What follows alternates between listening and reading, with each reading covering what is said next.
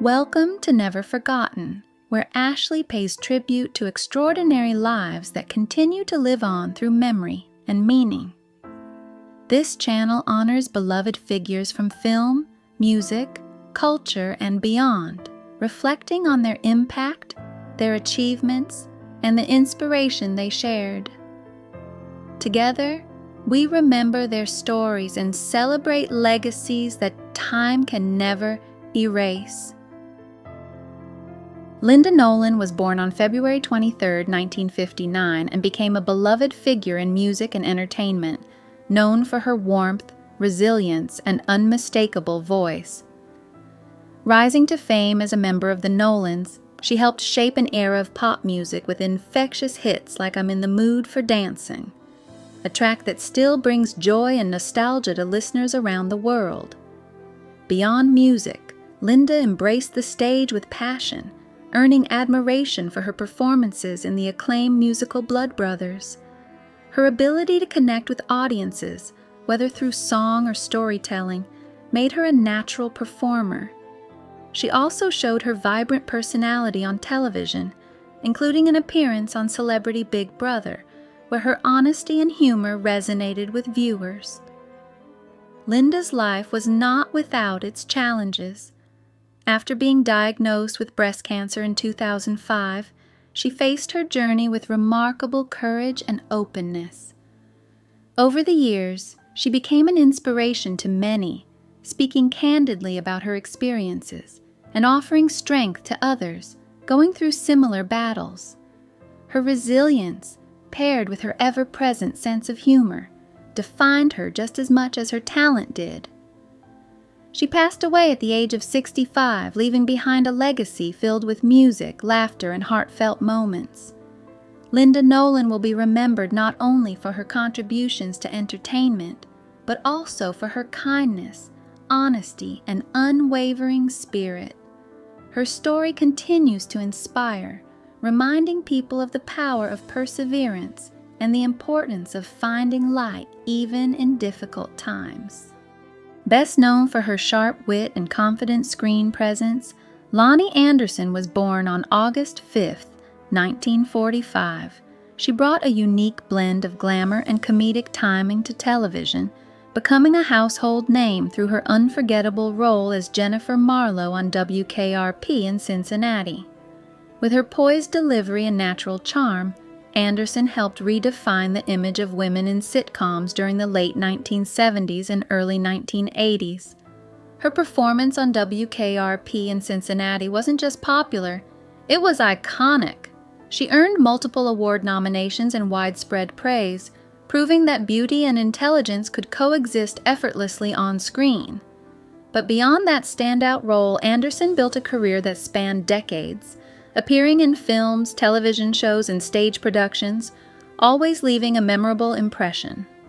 Off-screen, she was known for her resilience and openness, navigating both personal and professional challenges with grace. She also became an advocate for causes close to her heart, using her platform to raise awareness and support others. Lonnie Anderson passed away just 2 days before her 81st birthday. Her legacy, however, goes far beyond dates and credits. She remains a symbol of confidence, humor, and timeless style, an actress who didn't just play roles but truly owned them.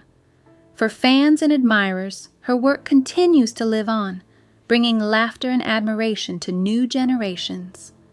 Lonnie Anderson will always be remembered not only for the characters she portrayed, but for the lasting mark she left on television history. Few actors ever master the quiet space between action and cut, quite like Robert Duvall. In that fleeting moment, he once said, he found peace, and perhaps that calm became the foundation of one of the most remarkable careers in film history. With more than 80 films, 7 Academy Award nominations, and a Best Actor win in 1984, Duvall built a legacy defined not by flash, but by authenticity. His unforgettable line in Apocalypse Now, "I love the smell of napalm in the morning," remains one of cinema's most iconic moments. Yet, his journey began quietly, with a nearly invisible role in To Kill a Mockingbird, where he didn't even have a spoken line. In New York, he formed lasting friendships with fellow aspiring actors like Gene Hackman and Dustin Hoffman, young men sharing dreams, floors to sleep on, and no certainty of success. Fame, when it came, never changed Duvall's grounded nature. He often reflected that he didn't carry the same celebrity aura as stars like Robert Redford, and he was perfectly content with that. Away from the camera, Duvall found joy in simple passions, especially tango dancing, a love that inspired his film Assassination Tango. He later shared this chapter of his life with his wife, Luciana, whom he married in 2005. At home on his Virginia ranch, he lived much like the characters he portrayed, honest, reflective, and always curious about life. Writing, acting, dancing, he embraced it all with humility. Born January 5, 1931, Robert Duvall lived a life of enduring artistry, passing at the age of 94. More than awards or recognition, he hoped audiences would see versatility in his work, and perhaps a glimpse of humanity in every role he brought to life. Remembered for the strength and depth she brought to television comedy, Loretta Sweet was born on November 4, 1937. She became a household name through her unforgettable role as Major Margaret Hot Lips Houlihan on MASH, a character that evolved far beyond its original conception. What made Loretta's performance so special was her ability to balance authority, vulnerability, and sharp wit all at once.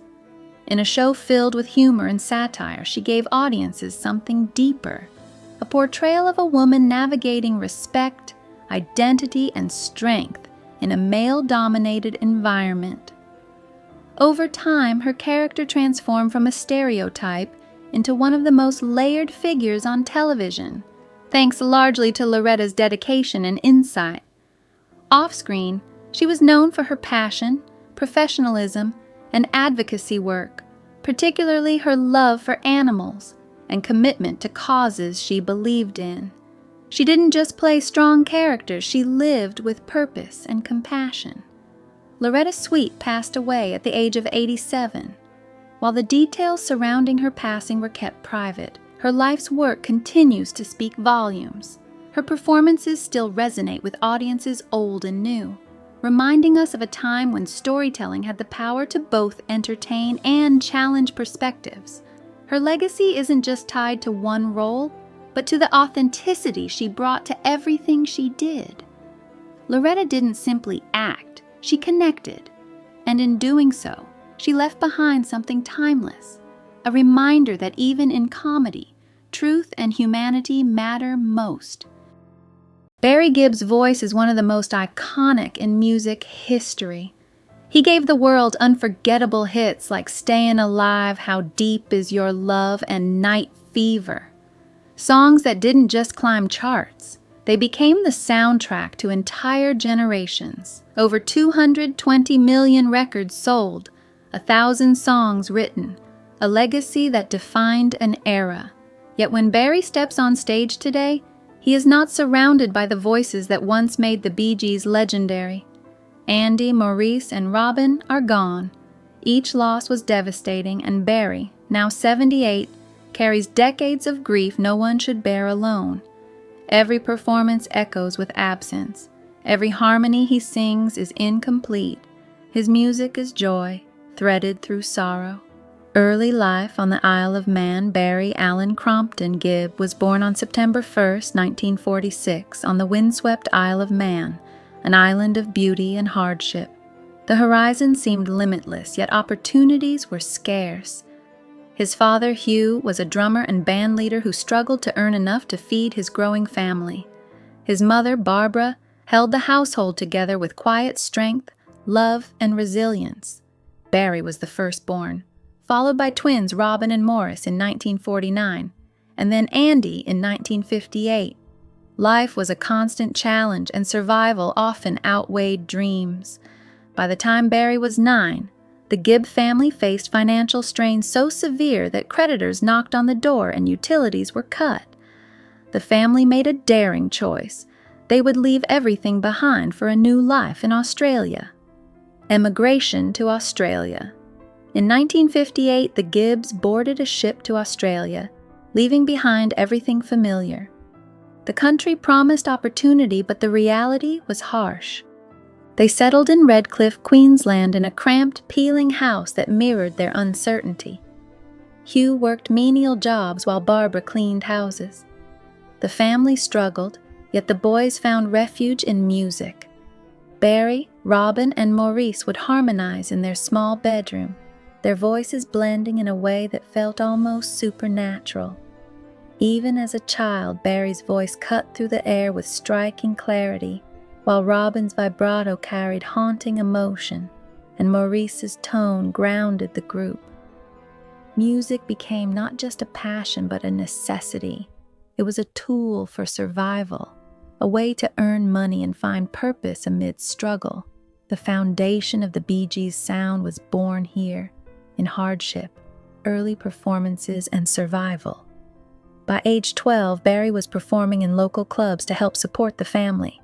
Singing was never a choice, it was a responsibility. The boys performed wherever they could, from speedway tracks to small theaters and working-class pubs, often facing heckling and meager pay. The early struggles forged not only their talent but their bond. Together they became more than brothers. They became a unit of resilience and creativity. Their early name, the Bee Gees, came from local DJ initials, and the group slowly earned recognition. Every note, every harmony was infused with purpose.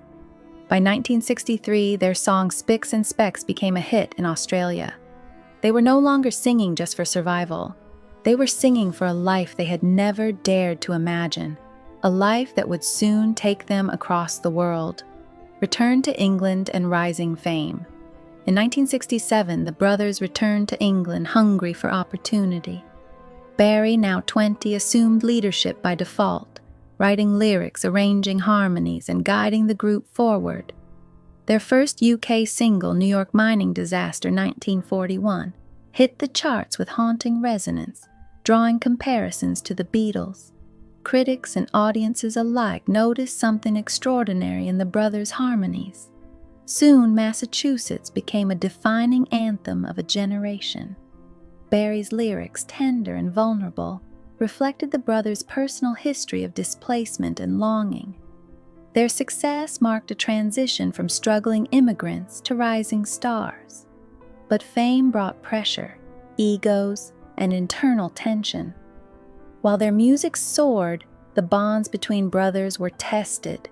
Yet Barry's commitment to family and music kept the group united, even as cracks began to show.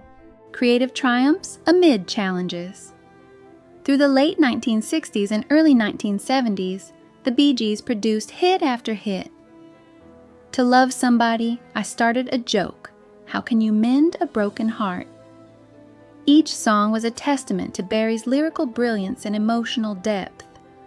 Audiences felt the raw honesty in their music, unaware of the personal pain behind it, yet internal tension simmered. Robin briefly left the group in 1969, seeking solo success. The separation nearly broke the band. Barry described the year apart as losing a limb, emphasizing that their music could not exist without the harmony of all three brothers. When Robin returned in 1970, the reunion was fragile but essential. Their resilience became a defining characteristic of the Bee Gees' journey, proving that even immense success could not shield them from personal struggle and the challenges of brotherhood. The rise of disco. By the mid-1970s, the music industry shifted dramatically. Disco emerged as a dominant force, leaving the Bee Gees' soft rock ballads at risk of irrelevance. Record sales declined and tours grew smaller. Then came a pivotal suggestion. Producer Arif Martin encouraged the brothers to experiment with R&B and disco-inspired rhythms. The transformation was revolutionary. With Jive Talkin' and You Should Be Dancing, the Bee Gees redefined the genre and cemented their place in musical history. They became the soundtrack of a cultural moment, culminating in Saturday Night Fever, a phenomenon that sold millions and immortalized their falsetto harmonies. Barry's leadership was critical. He steered the band creatively, emotionally, and professionally, guiding them through reinvention and ensuring that the Bee Gees' music remained timeless. The tragedy of Maurice's success, however, could not shield the brothers from tragedy. Maurice, the quiet peacekeeper and the harmonic foundation of the Bee Gees, suffered a sudden health crisis in 2003. A twisted intestine led to emergency surgery, but his heart stopped. Maurice died at 53, leaving Barry and Robin devastated. Barry described the moment as feeling torn in half, unable to reconcile the loss of the brother who had always been his anchor. Maurice's death marked the end of the Bee Gees as a full group. Attempts to continue performing with Robin proved hollow. The magic of 4 voices could not be recreated with 3, let alone 2. Barry's grief became a private weight, a constant companion as he navigated a world that had loved their music but could not understand the depth of his loss. Robin's battle and passing years later, Barry faced another unimaginable loss. Robin was diagnosed with colon and liver cancer in 2010. Barry stayed by his brother's side throughout surgeries, chemotherapy, and experimental treatments. For 2 years, he witnessed Robin's strength and suffering, powerless to halt the progress of the disease. On May 20th, 2012, Robin passed away at 62. Barry, now the last surviving brother, confronted the harsh reality of survival. Each stage, each recording, each memory carried the echoes of brothers no longer present. Music became a means to keep them alive, a lifeline connecting past and present. Yet the emotional toll was immense.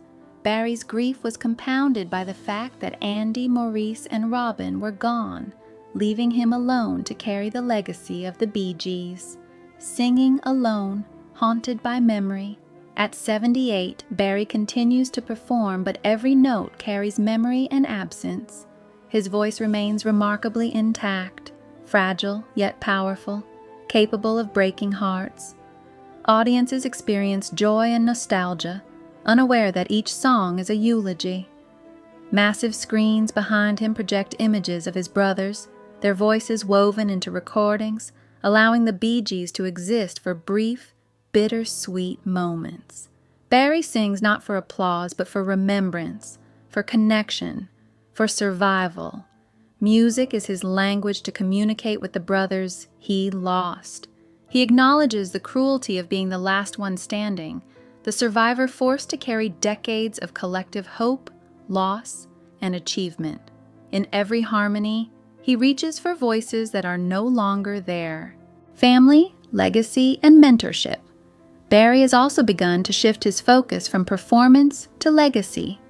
He encourages his sons, Stephen, Ashley, and Michael, to explore music at their own pace, guiding rather than pushing. Unlike his father, who demanded survival through work, Barry fosters creativity and protects his children from the harsher realities of fame. Beyond his family, he invests in charitable causes, supporting children's hospitals, cancer research, and programs for young musicians from disadvantaged backgrounds. Barry cannot bring back his brothers, but he channels grief into helping others. His generosity is an extension of his music, creating harmony in the world where tragedy once threatened. Through mentorship and philanthropy, Barry ensures that the spirit of the Bee Gees continues beyond his own voice. Recognition and reflection.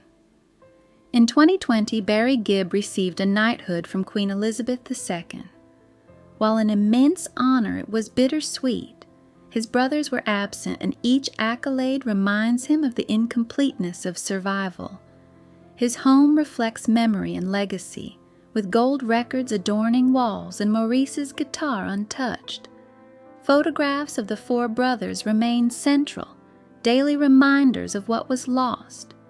Barry speaks to his brothers aloud, telling jokes or seeking musical advice as if they are still present.